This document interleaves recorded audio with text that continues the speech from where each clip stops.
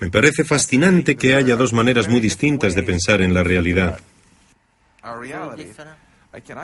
Puedo planteármela desde la perspectiva del pájaro, como matemático que estudia las ecuaciones y se pregunta, ¿en qué consiste la realidad completa? ¿Cómo funciona? O bien estudiarla desde la perspectiva del sapo, desde mi posición preguntándome, ¿qué siento subjetivamente? ¿Percibo olores, oigo sonidos, noto el calor? Y en realidad es bastante difícil conectar ambas imágenes. Si adoptas la perspectiva del pájaro y miras toda la realidad con ecuaciones matemáticas, entonces es muy simple. Solamente se complica subjetivamente, en nuestra percepción. En primer lugar, ha quedado patente que los humanos solamente podemos ser conscientes de una pequeña parte de la realidad total que existe. Es como el avestruz que esconde la cabeza en la arena. Sería estúpido por su parte pensar que las cosas que no ve no existen. Exacto. A lo largo de la historia humana nos hemos percatado una y otra vez de que podemos ser un poco arrogantes y que a menudo cometemos ese error. El error del avestruz. Primero dijimos, claro, la Tierra es el centro de todo. Luego puntualizamos, bueno, tal vez no sea así. El Sol es el centro, pero el sistema solar sí. Y luego nos dimos cuenta de que no, de que solamente formamos parte de una gran galaxia, que a su vez forma parte de un universo enorme con muchas otras galaxias, que también forman parte de algo mayor. No obstante, seguimos intentando ponernos siempre en el centro de todo. Me parece que si nos relajamos y evitamos ser tan egocéntricos, si simplemente nos planteamos cómo es el universo en realidad, entonces hallaremos una simplicidad escondida muy hermosa. Mi cometido como científico no debería ser decirle al universo cómo comportarse para que encaje con mis ideas preconcebidas. Mi cometido como científico es estudiarlo con apertura de miras y comprender cómo es realmente el universo. Has dicho que nos encantan las matemáticas como explicación de la realidad. Porque el universo es matemático, porque de eso trata la realidad. Una de las cosas más sorprendentes que hemos ido descubriendo es que la realidad, en último término, es en cierto modo muy matemática. Al principio suena extraño. Cuando miramos a nuestro alrededor no vemos dónde están los números. No hay números escritos en el cielo y los únicos números que vemos son los que han escrito personas como nosotros. Sin embargo, si lo analizamos con más detenimiento, hay toda una serie de regularidades matemáticas. Por ejemplo, si te pregunto cuántos destornilladores... ¿Cuántos qué? Si te pregunto cuántos destornilladores puedo sostener en una posición perpendicular entre sí, la respuesta es 3. Y este número 3, que tiene que ver con las dimensiones del espacio, es un número verdaderamente intrínseco al tejido de la realidad. ¿De dónde sale este número? Resulta que si cambiáramos ese número 3 por otro número, todos estaríamos muertos. Si lo estudiamos detalladamente, veremos que hay varios números que también son intrínsecos a la naturaleza. ¿Y por qué ocurre? ¿Por qué tenemos todas estas pautas que podemos describir con ecuaciones? Que son eternas. Creo que tengo una interpretación muy poco habitual y radical de lo que significa. Yo pienso la explicación... Bueno, no es que la naturaleza esté meramente descrita por las matemáticas, sino que es una estructura matemática, porque sabemos que en el campo matemático, a menudo, cuando tenemos una operación matemática muy compleja, se puede describir con bastante precisión con matemáticas más sencillas, en una aproximación bastante buena. Y creo que lo que los científicos hemos hecho es ir encontrando aproximaciones matemáticas cada vez mejores para las verdaderas matemáticas que están ahí fuera. No hemos descubierto las ecuaciones definitivas, pero creo que existen. Entonces,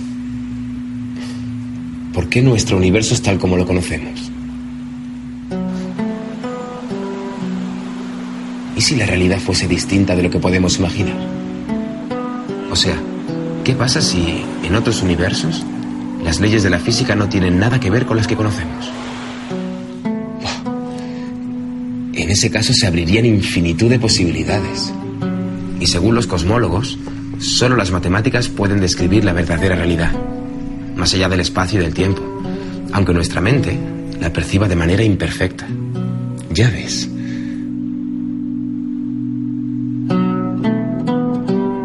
¿Y cómo conectamos aquella realidad que no podemos observar con la que sí que podemos observar? La única posibilidad sería crear estructuras matemáticas que encajen con nuevas leyes físicas. Y con todo ello, describir estos universos. Pensemos, por ejemplo, en el sistema formado por el Sol, la Tierra y la Luna, como si fuera un universo. Según las leyes de Newton, para un observador externo al sistema, la trayectoria de la Tierra alrededor del Sol queda envuelta en una trenza, definida por la órbita de la Luna en torno a la Tierra. De la misma manera, otras leyes de la física podrían determinar esta forma, o esta, o esta, o esta otra. Y todas serían igual de válidas. ¿Y qué pasa con el cosmos entero? Pues, como es un sistema mucho más complicado, claro, los científicos no saben todavía cuál es su estructura matemática correspondiente. Y buscan no tan solo la nuestra, sino también las que describan los demás universos. En realidad, si uno adopta la perspectiva del pájaro que mira hacia abajo, hacia la realidad matemática, es más sencillo tener todo un multiverso que tener solamente un ejemplo de él. Por tanto, describirlo todo es en el fondo mucho más sencillo y más simple que describir una sola cosa. Creo que no tener un multiverso sí que sería un desperdicio, porque entonces todo se volvería muy complicado, muy arbitrario. Habría que empezar a preguntarse por qué todas las partículas del universo empezaron exactamente en los lugares donde lo hicieron. ¿Por qué no en otro lugar? Carecemos de explicación para eso.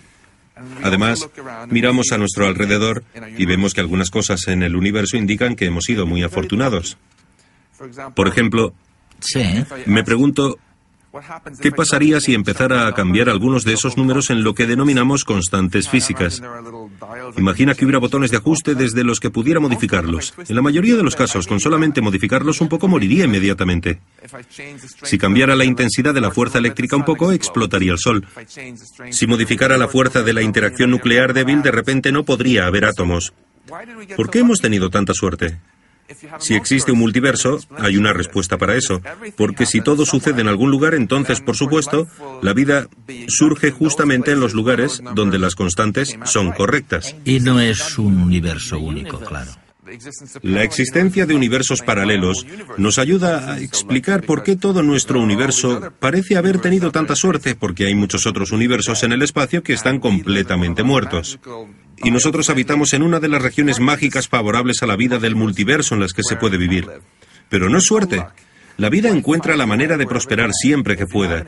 Si hay un espacio infinito, con algunas regiones que son como un oasis, en las que las condiciones son las idóneas para la vida, es inevitable que en esos lugares sea donde se encuentre la vida y que nosotros estemos en uno de ellos.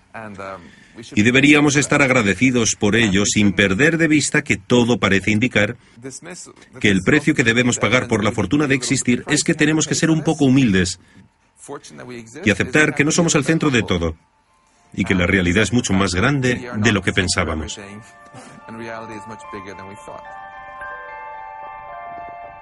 El hecho de que la naturaleza se describa tan bien a través de las matemáticas es un misterio que requiere una explicación. Max Tegmark.